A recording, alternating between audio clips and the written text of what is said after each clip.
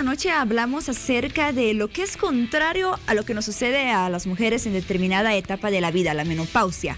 Lo mismo, esa etapa más o menos similar, también complicada, también difícil, tienen los hombres, así lo experimentan, y es la andropausia. Y para conocer más acerca de esta condición es que procedemos a presentarles a nuestros invitados esta noche. Hoy nos acompaña el doctor Rubén Vilca, médico urólogo. Ya lo hemos tenido anteriormente acá en el set de Hora 23. Doctor, gusto de verlo nuevamente. Muchas gracias por la invitación. A sus órdenes para conversar sobre este tema muy interesante. Y quien también ha estado presente ya en este set como invitado ha sido el doctor Ricardo Belsu, médico gerontólogo. ¿Cómo está, doctor? Bienvenido. Un placer, ¿cómo está? Muy bien. Muchas gracias por la invitación. Muy bien, contentos de que nos acompañen ambos esta noche para orientarnos más acerca de esta etapa que atraviesan todos los hombres en determinada edad, o por lo menos la mayoría de los hombres, la andropausia. A ver, doctor Belsu, el proceso de envejecimiento es algo totalmente natural en todos los seres humanos, pero queda claro que todos lo experimentamos de diferentes maneras. Y como parte de esta etapa se presenta lo que es la menopausia en las mujeres y la andropausia tal vez menos conocida, menos comentada, que hace ya referencia a los hombres. Sí, justamente es una situación complicada para las personas mayores, varones.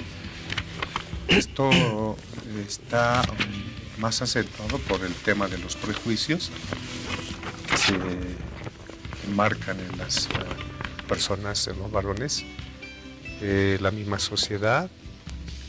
La sociedad un poco cerrada en estas cuestiones. El tema del machismo influye bastante en las personas, los varones. Los mismos amigos, la misma sociedad, los mismos familiares, hacen difícil que se pueda aceptar esta situación. Yo he visto que el gran problema de las personas mayores varones con el tema de la andropausia es que no aceptan esta situación. Si no aceptan de una forma natural el proceso de envejecer, la etapa de vejez, mucho menos van a poder aceptar la situación de una esterilidad, y si son en etapas más jóvenes, ¿no? Estadísticas indican que a partir de los 70 años se ve el tema de la andropausia, pero en otros estudios indican que a partir de los 50 también es una probabilidad. Muy bien, esta noche vamos a tratar de comprender todos los motivos por los cuales esta etapa es bastante complicada para todos los varones. Doctor Vilca, a ver, justamente vamos a ello. ¿Qué es la andropausia y cómo actúa esta en el organismo de los varones?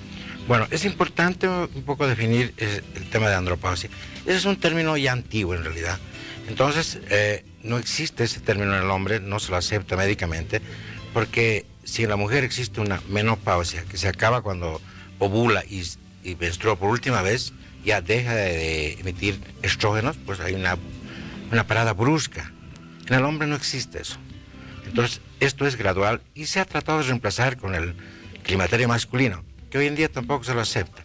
Entonces, se utiliza un término más actualizado que viene a ser hipogonadismo secundario. Hipo, bajo, gónadas, secundario. Es decir, existe uno primario, que es congénito, niveles bajos de testosterona, y el secundario, que está relacionado con la edad. Y este tema... Este proceso que usted menciona del hipogonadismo secundario, dice, no es drástico como en la mujer. Entonces, podríamos decir que va siendo más lento, más evolutivo en el hombre. Sí.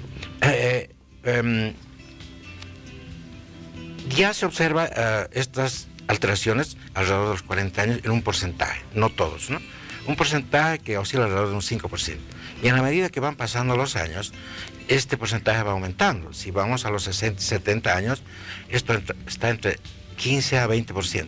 Y si llegamos a los 80 años, aproximadamente un 40% de los varones van a tener caídas bruscas, no bruscas, graduales de testosterona. Entonces, básicamente, para hablar de hipogonadismo, andropausia o climaterio masculino, nos tenemos que referir necesariamente a la testosterona. Entonces, ¿qué es este término que se está usando?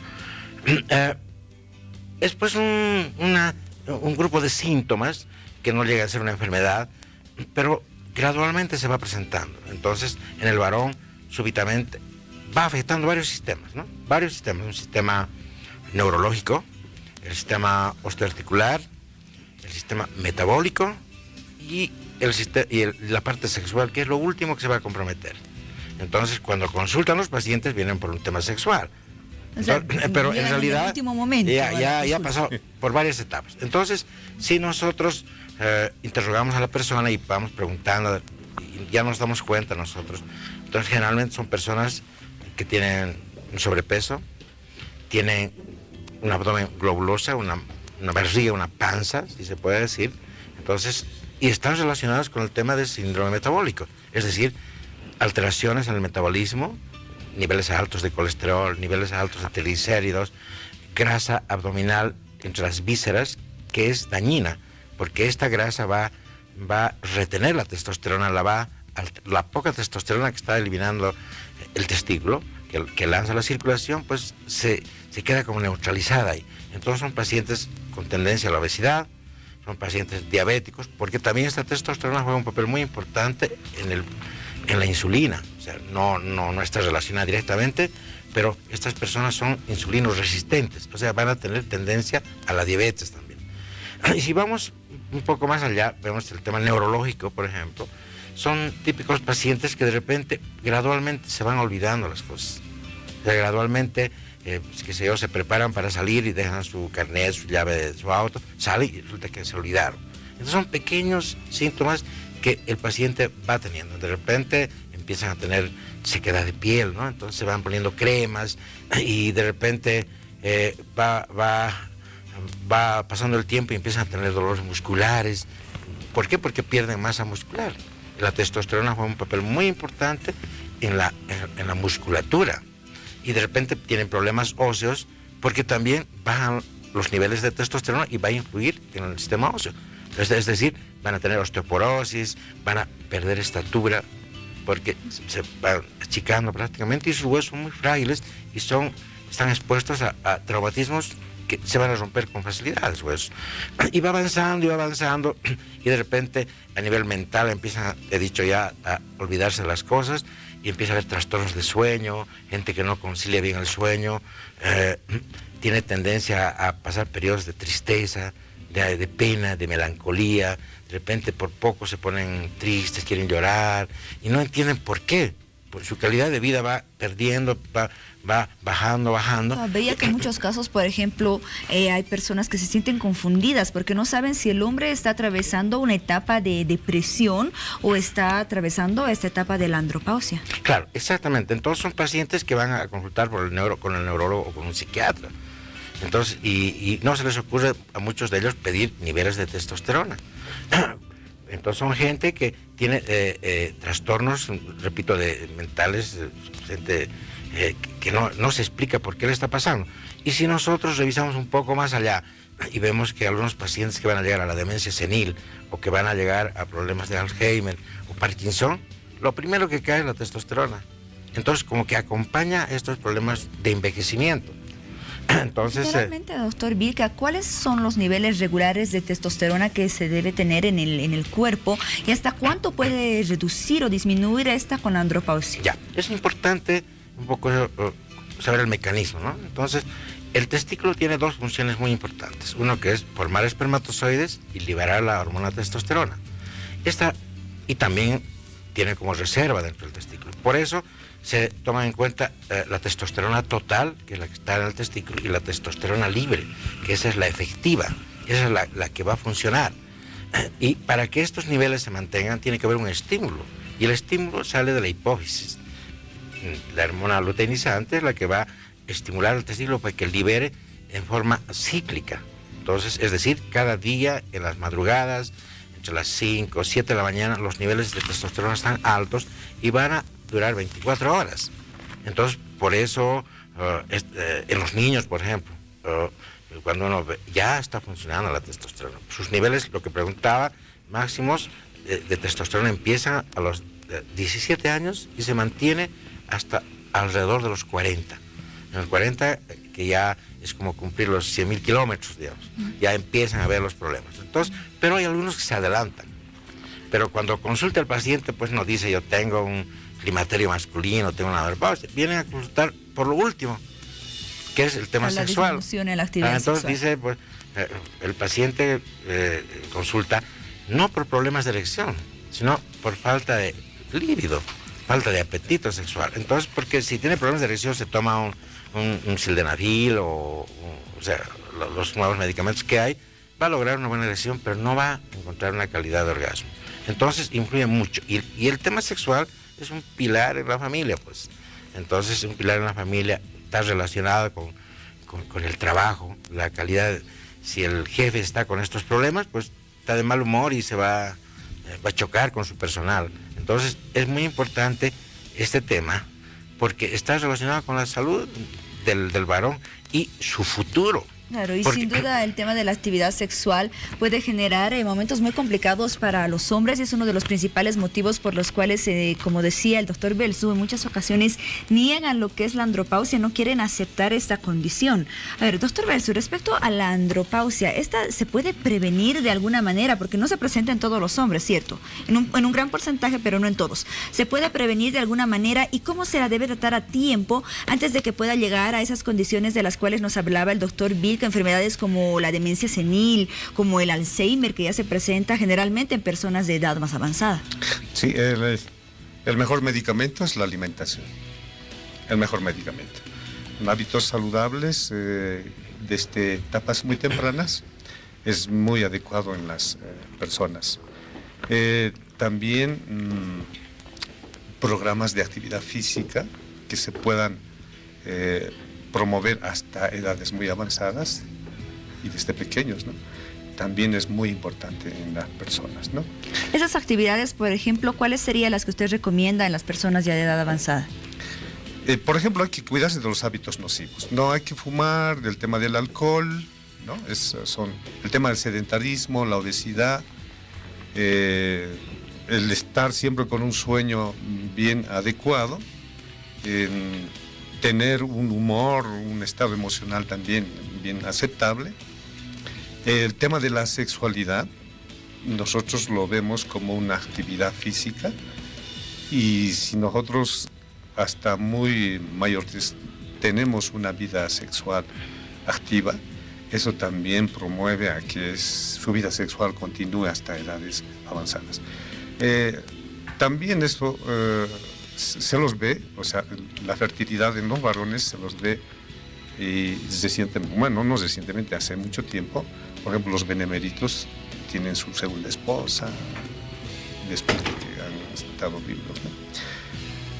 Pero el tema de la sexualidad, la actividad sexual tiene que ser realmente una cuestión muy importante para la pareja, ¿no? Otras situaciones que pueden influenciar a que no se acepte este tema de la andropausia es el tema de la jubilación. Si los jubilamos muy temprano los varones es bien complicado para ellos, ¿no? Siempre el varón ha sido como un referente en la casa, ¿no? El referente de la autoridad, el referente el que da el tema de la seguridad económica, todas esas situaciones, ¿no? Entonces, si nosotros no trabajamos, realmente es traumático para un adulto mayor, varón, aceptar que sea estéril, muy joven, que no tenga una actividad sexual y que no satisfaga a la esposa, realmente es un trauma para la persona, ¿no? Es una causa, podemos decir, o es un factor de riesgo para una muerte en los adultos mayores. Hay muchas causas. Claro, por los temas de depresión que, por ejemplo, nombrábamos hace un momento. Sí, las estadísticas dicen, ¿no?, que hay más viudas que viudos.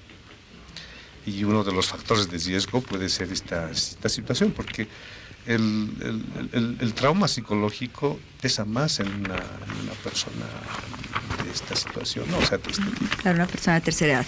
Muy bien, hacemos una pequeña pausa en este tema de la andropausia porque son las 00 horas y es momento de las noticias más destacadas de esta jornada. Vamos a conocerlas.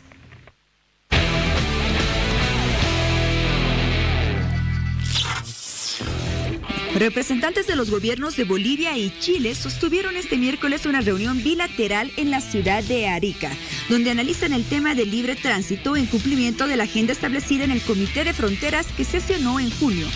en la ciudad oriental de Santa Cruz de la Sierra. Recordemos que Bolivia y Chile firmaron el 25 de julio múltiples acuerdos al finalizar la reunión del Comité de Fronteras y pactaron nuevos encuentros sobre temas relacionados a aduana y fronteras, temas en el que decidieron elaborar un mecanismo para resolver incidentes. Vamos al ámbito internacional. El Centro Nacional de Huracanes de Estados Unidos calificó de huracán la tormenta tropical Ofelia, conformada sobre el Océano Atlántico. Actualmente la velocidad máxima del viento dentro de Ofelia alcanza los 120 kilómetros por hora. Los expertos del Centro Nacional de Huracanes estiman que el centro de esta formación se desplaza hacia el este con una velocidad media de 4.8 kilómetros por hora. Los fuertes vientos amenazan los territorios insulares de Portugal en el Atlántico y potencialmente también Irlanda, donde lo más probable es que el huracán llegue para el lunes 16 de octubre. Por otro lado, la Agencia Estatal de Meteorología Española, mediante un portavoz de dicha oficina, agregó que a medida que Ofelia se acerca a las costas europeas, se encontrará con agua más fría y perderá sus características tropicales. No obstante, podría ocasionar fuertes vientos en el noreste de la península ibérica.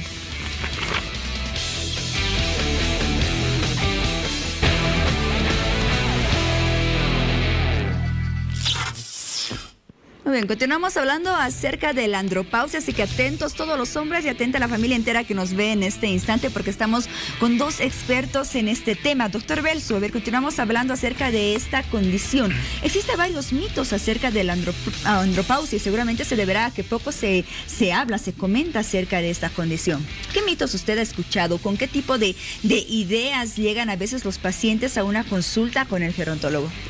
Sí, realmente llegan traumados porque en la misma familia, en el mismo entorno de amigos, siempre hacemos bromas, ¿no? En el tema de, por ejemplo, decir, eres chancletero, ¿no? Una palabra un poco más casera, ¿no? Eres chancletero, vos. Ya tienes la segunda hija, la tercera hija. Realmente es bien fuerte este tema, ¿no?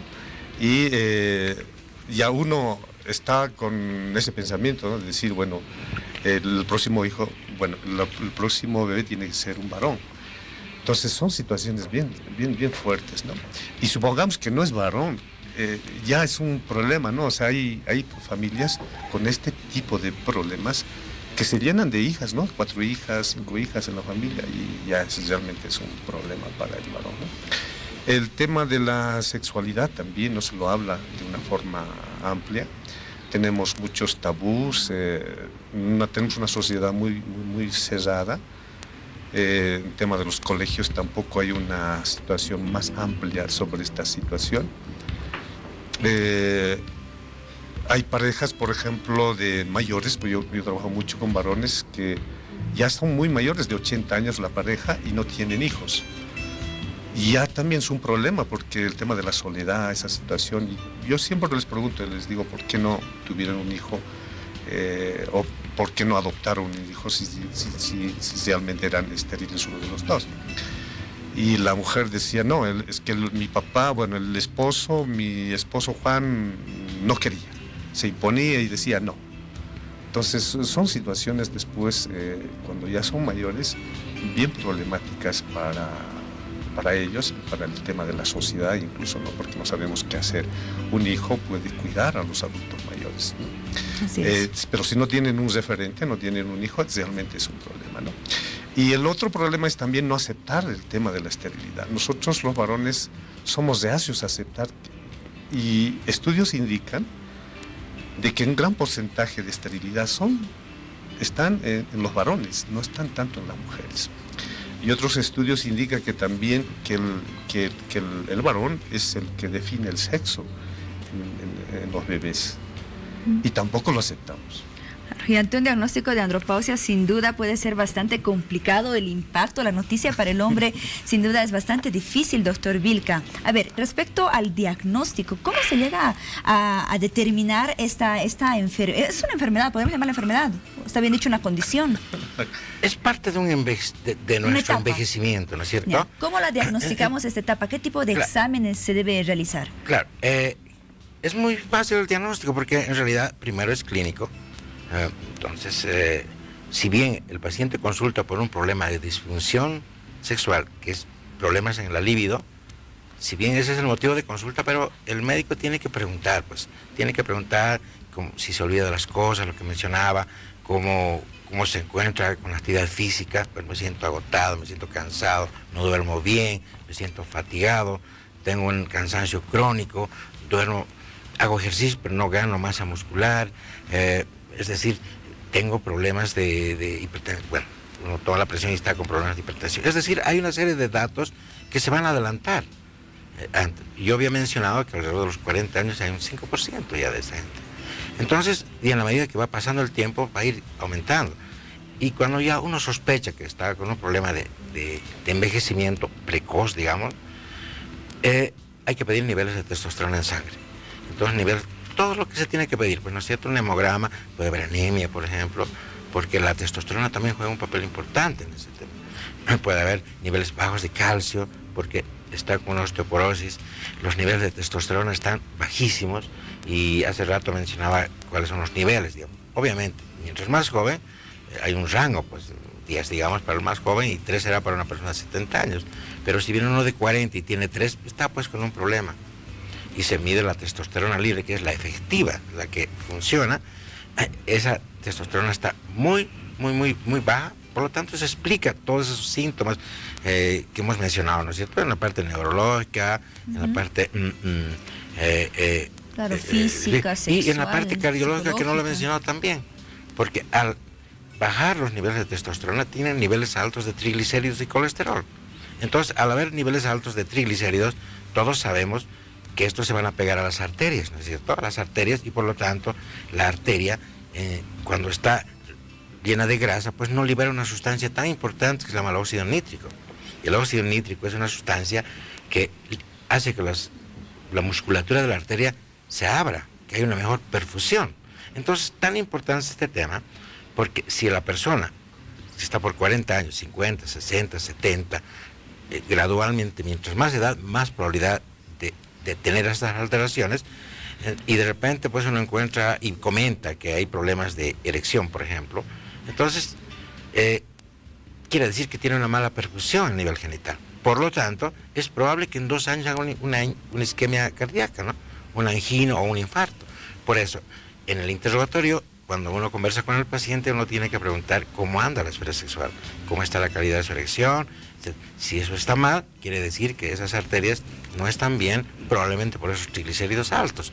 Entonces, al pedir los niveles de testosterona, y con ese interrogatorio que hay que armarlo, hay que sospechar esta probabilidad, entonces uno ya tiene que plantear tratamiento.